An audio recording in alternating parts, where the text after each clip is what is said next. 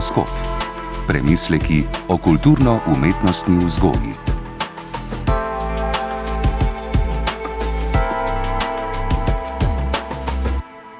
Generacije, ki smo odraščale v 80. letih preteklega stoletja in tisočletja, smo bile neizbrisljivo zaznamovane tudi s čisto posebnim filmom – Poletje v školjki. Postal je del kolektivnega spomina na naša otroštva in nas s Tomažem, Mileno in drugimi otroki še danes vsakič znova svojevrstno melanholijo vrne v brezskrbno poletje na Sečoveljske soline. Poletje, ki ga že zdavnaj ni več, a se je ohranilo na celuloidnem traku. Režiser Tugo Štiglic je ustvaril scenarij za film s pisateljem Vitanom Malom, po njegovi knjižni predlogi Ime mi je Tomaž iz leta 1972. Film iz leta 1986 je zdaj doživel svojo restavrirano digitalno različico. Na projekciji v sklopu projekta Naši filmi doma Slovenskega filmskega centra pa pred filmskim platnom letošnjega maja v Cankarjevem domu po letih spet združi ustvarjalce in nostalgike. Zgodba o Tomažu, njegovem zadnjem otroškem poletju, ločenih starših, ki ne opazita, da njun sin odrašča hitreje, kot sta pričakovala, prvih ljubeznih, romantičnih dotikih in poletnih prijateljih, je univerzalna in s čustveno paleto gotovo preči časovne limite. Vsako poletje, vsako otroštvo ima namreč svoje Tomaže in svoje Milene. Samo eno, zelo posebno, tisto iz leta 1985, ko je potekalo snemanje, pa je že 40 let ujeto na film in s posebnim mestom v naših spominih. V tokratnem grafoskopu, ki sem ga zasnoval Klemen Markovčič, v pogovoru z Davidom Slugo ob Mileni Kaje Štiglic je na filmu upodobil Tomaža, med drugim razmišljava tudi o spominih na tisto poletje in tem, kje se morda še skriva njegov najstniški Tomaž. Sicer pa se zdi, da je zadnja avgustovska sreda v letošnjem letu, ko se poletje že počasi poslavlja, pravšnja prav za tovrstna spominjanja.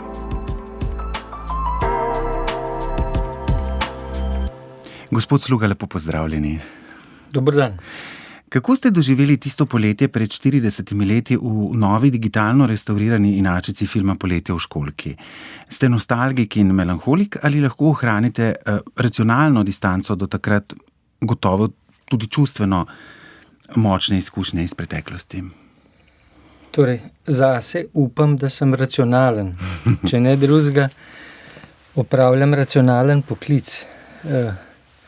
In mislim, da sem uspel uspešno racionalizirati to izkušnjo, o kateri govorite. Bila pa je seveda lepa izkušnja, se me je dotaknila tudi mojih dveh hčerk, ki sta zdaj tudi že polnoletni in odrasli, in nenazadnje tudi moje žene. Torej lepa izkušnja za celo širšo družino. Uvodoma sem razmišljal, da je film močno zaznamoval generacije, ki smo odraščali v 80. letih. Kako ste odzive na film in evforijo pri gledalcih takrat doživljali vi? Torej, to sem že nekajkrat povedal, vendar res pred časom. Torej, vsa ta evforija, o kateri govorite, se mi je zdela skoraj naravna. Nič posebnega nisem doživljal, nisem razmišljal o tem, kot da je to kaj posebnega. Zdelo se mi je, kot da je to naraven tek mojega življenja. Le je potrebno povedati, da sem pred tem bil sorazmerno uspešen ali pa odličen v šoli, pri gimnastiki, pri breakdancu. Torej, življenje me je negovalo in me je nekako nagradilo tudi za vlogo v teh dveh izjemno uspešnih filmih. Naj tu naredim piko ali pa tropičje. Zakaj se vam osebno zdi, da je film dosegel takšen odziv? Torej, meni se zdi, za pogledom nazaj, da je bila izbrana uspešna tema, ki se je ogledovala v nekih kapitalističnih simbolih na prelomu oziroma na odhajanju tistega socialističnega sveta. Ples kot poseben element te nove dobe, trga, ki prihaja, Mladi so potem hlepeli, enostavno cela družba je potem hlepela. Torej, ples je vsekakor bil pomemben faktor uspeha tega filma. Ne nazadnje upam, da tudi izbor gledalcev ni bil neposrečen, igralcev, in seveda tudi gledalcev, ki so se potem ogledovali v tem filmu. Tako, da je šlo za splet nekih posebnih ljudi in posebnih energij, ki je vodil do takega uspeha. Da ne pozabim, posebej pomembno, takrat povsem neizkušen, sem vseeno čutil, da ekipa diha kot celota, da je usmerjena k cilju in da je ta cilj lep in uspešen film, in to se je potem v resnici tudi zgodilo. Kako pa je vplival na vas intimno? Kakšna so bila snemanja, projekcije, čas po filmu, ko se je navdušenje umirilo in so se žarometi ugasnili? Torej, snemanja so bila naporna. Jaz sem le bil takrat nosilec, imel sem glavno vlogo, bil sem prisoten praktično 2 meseca vsak dan na snemanjih. Ta snemanja ne potekajo tako, kot si ljudje predstavljajo. Za 1 uro snemanja, aktivnega snemanja, je namreč potrebno celodnevno čakanje, priprave, tehnične, vsebinske, psihološke, kakorkoli. Zdaj pa drugi del vprašanja. Kaj se je zgodilo potem, ko tega ni bilo več? Ja, okej. Potem je temu sledil drugi del. Ampak kaj je sledilo drugemu delu?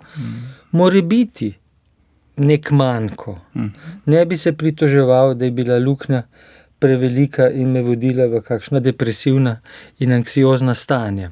Ampak seveda vsak, ki se je kdaj srečal z mediji, ve, da je to pač posebna energija, da je to poseben adrenalin, in ko umanjka, zagotovo pride do določenega pomanjkanja tega hormona. Pri tem, da moram reči, da pri sebi nisem opazil kakšne posebne prizadetosti zaradi tega upada, mora biti kvečjemu več, pomirjenost, mir, kajti to je pa le potrebno povedati. Za razliko od novodobnih zvezd si jaz tega nikoli nisem želel. Jaz nikoli nisem aktivno deloval v tej smeri. Bil sem na to avdicijo povabljen, pa še takrat nisem šel. Šel sem potem na sugestijo moje lepe soigralke Kaje in nenazadnje sem mi za to sugestijo danes kar hvaležen. Pa ste s kom iz zasedbe še v stiku? Ne, z nikomer nisem v stiku. Srečal sem na tej ponovni premieri, o kateri sprašujete, Miho Hočevarja, ki je sedel zraven mene, izjemno uspešnega slovenskega režiserja, ki je bil takrat asistent asistenta. Torej takrat se je prvič kot študent seznanil z pravo filmsko akcijo, in mislim, da se to na nek način, ravno včeraj sem gledal na konkurenčni televiziji drugi del njegovega filma, Gremo mi po svoje. Mislim, da se mu nekaj tega, da je sodeloval pri prvem delu, tudi pozna, da se je to nekam v njegov fenotip tudi zapisalo. Koga sem še srečal? Srečal sem par fantov, ki jih že dolgo časa nisem videl, ampak drugače pa ne, nismo ohranili nikakršnih vezi. Sicer pa edini zares pravi čas sedanjik, preteklik je za nami, prihodnika še ne poznamo. Kako pa čas doživljate vi, toliko bolj, ko gledate sebe najstnika na platnu? Torej, sebe gledati mi je vedno težko. Praktično nikoli se ne gledam. Tudi, če se kdaj pojavim, bodi si v stari, bodi si v novi vlogi, v kakšnem mediju, se nikoli ne gledam, se nikoli ne vidim, razen po naključju. Zakaj ne? Ker sem pač vedno slabe volje, ko se vidim. Tako da Če me pa sprašujete o tem, kako je bilo gledati se po dolgem času, kajti jaz tega filma kar nekaj časa nisem gledal, nisem videl, sem že izjavil mislim, da prav za TV Slovenija in to izstopa, po tem presenetljivem vprašanju, da težko, a vendar lepo. Se s Tomažem iz filma še kdaj srečate, je še kje v vas? Mislim, da ne. Mislim, da ne. Tudi veliko vprašanje, ali sva se srečala prvič. Torej, le je treba vedeti, da je bila to vseeno filmska vloga, gre za vlogo naturščika, ki se še toliko bolj ogleduje v lastnih izkušnjah. Drži, tudi moja družina je predhodno razpadla, drži, plesal sem breakdance, drži, zaljubljen sem bil v Mileno, to je moja prijateljico, Kajo in tako naprej. Ampak vseeno Tomaž nisem bil jaz. Predvsem bi rekel naslednje, da potem, če koga to sploh zanima, po tem ogledu oddaljenem. Sam sem bil v mladosti, v otroštvu bolj divji, kot to kaže ta film. V tem filmu sem sorazmerno nežen.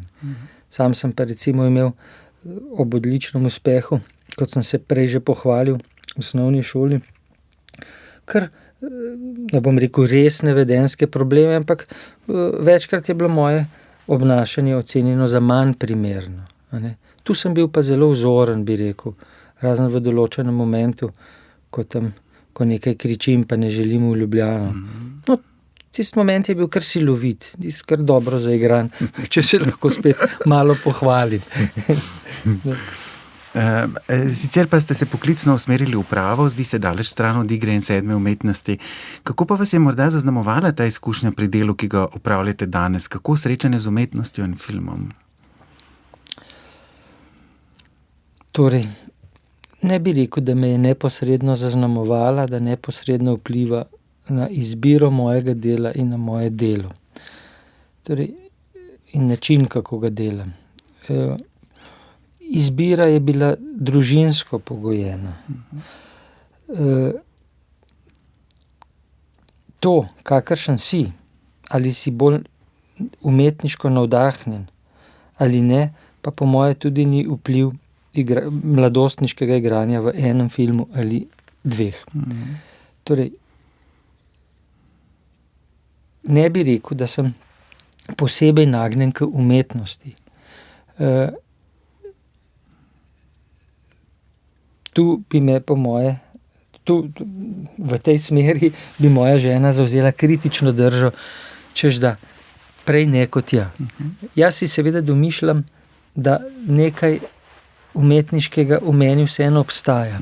Naprimer, sem ljubitelj dobre, visoke literature in tako naprej. Ne berem šunda. Prav tako poslušam ves radio, ne pa kakšen komercialni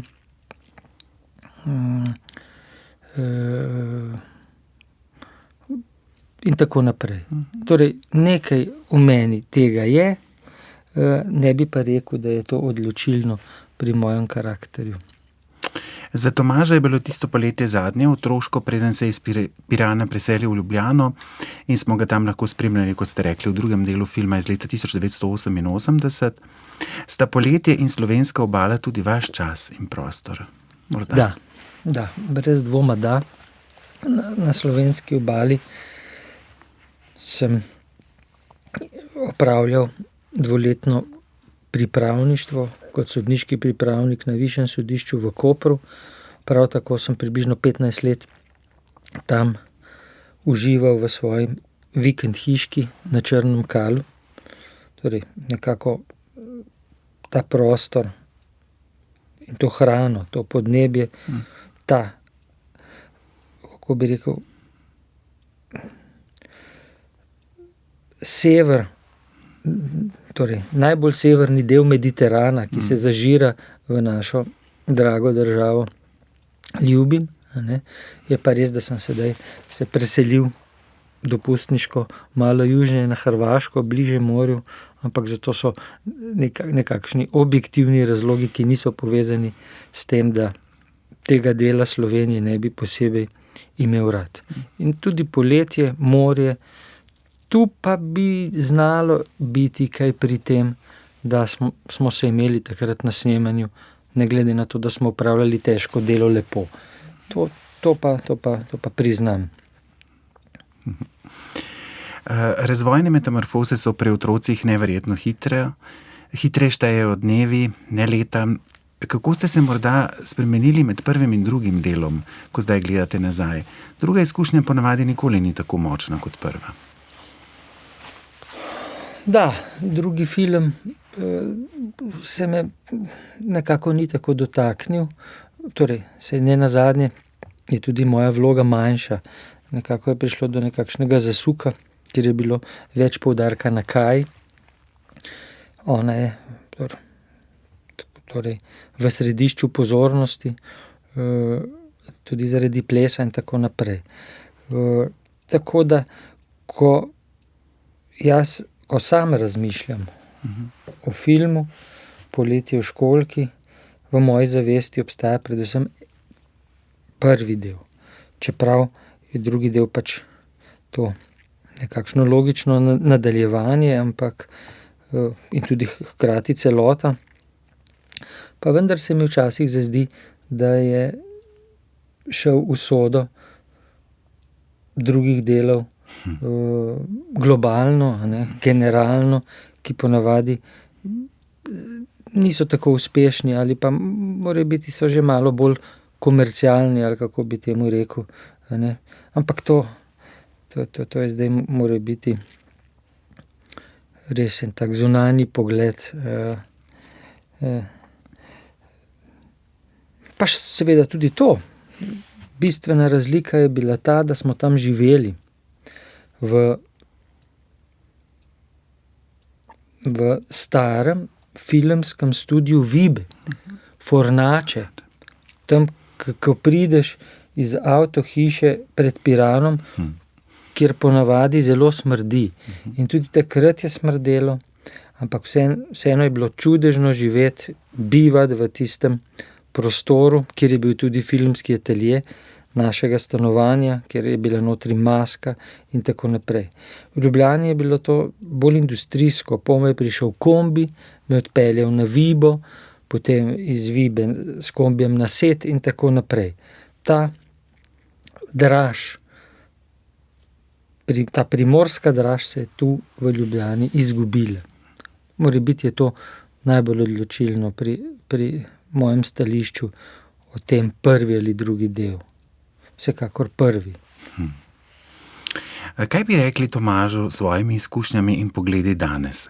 Kakšno popotnico bi mu dali na pot, kako bi ga pospremili v njegov poletni dan, morda tudi skozi oči odvetnika, ki vidi mnogo zagatnih življenjskih primerov? Torej, rekel bi mu, naj bo v življenju pogumen, naj govori resnico, kajti resnica je pomembna, naj verjame v pravičnost in pravično družbo in naj živi zdravo. To, kar bi najbrž rekel tudi svojim hčerkam, če bi me kdo kaj takega vprašal. No, pa me niso. Za konec, je še kaj, kar bi želeli povedati v zvezi s filmom, ali kar tako pa še niste imeli priložnosti? Nič ne bi želel povedati. Povedal sem že, da sem poslušalec vašega radia, vozim se zjutraj v avtu in imam naštiman na programu Ars, poslušam vašo klasično glasbo, ob sredah dopoldne jazz in mi to mnogo bolj prija, kot sem rekel, kričeče, novodobne, komercialne postaje, kjer je povsem jasno, zakaj so ustanovljene. Vi ste pač ustanovljeni v javnem interesu in tako tudi delujete. Hvala vam za to. Hvala. Gospod David Sluga, hvala za pogovor in vse dobro. Prosim, enako. To je bila oddaja Grafoskop o kulturno-umetnostni vzgoji. Zasnoval sem jo Klemen Markovčič, tehnično jo je uredil Urban Gruden. Oddaja je dostopna tudi kot podcast. Produkcija Uredništva za kulturo, avgust 2025.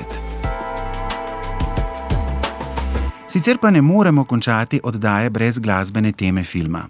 Skladatelj Jani Golob in pesnik Milan Jesih sta ustvarila skladbo Prisluhni školjki v izvedbi skupine Black and White, ki nas že zgolj nekaj toni prvih taktov nemudoma prestavi v tisti poletni dan, ki je mogoče že minil, ki pa mogoče vendarle šele pride.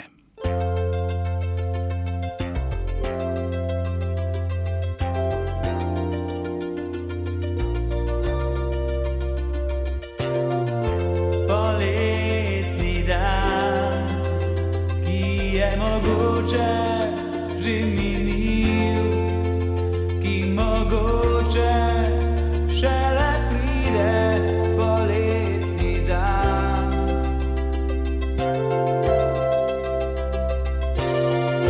poletni dan, ki ga morda nikdar ne bo, ki morda prišel ne bo od sonca zlat. Poletni dan, ki v školjko je ujet, ki ujet je v srce van zakopan. Prisluhni školjki, vanjo ujet je. Prisluhni školjki, v njej poletje ti šumi.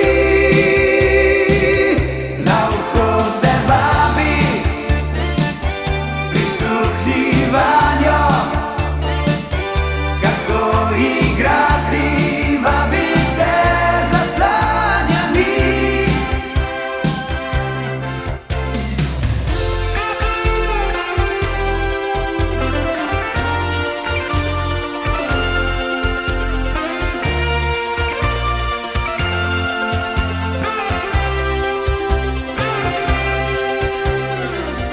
Poletni dan, ki v školjko je ujet, ki ujet je v srce. Poletni dan, prisluhni školjki, vanjo ujet je. Prisluhni školjki, v njej poletje ti šumi. Na uho te vabi, prisluhni vanjo, kako igrati, vabi te za sanjami.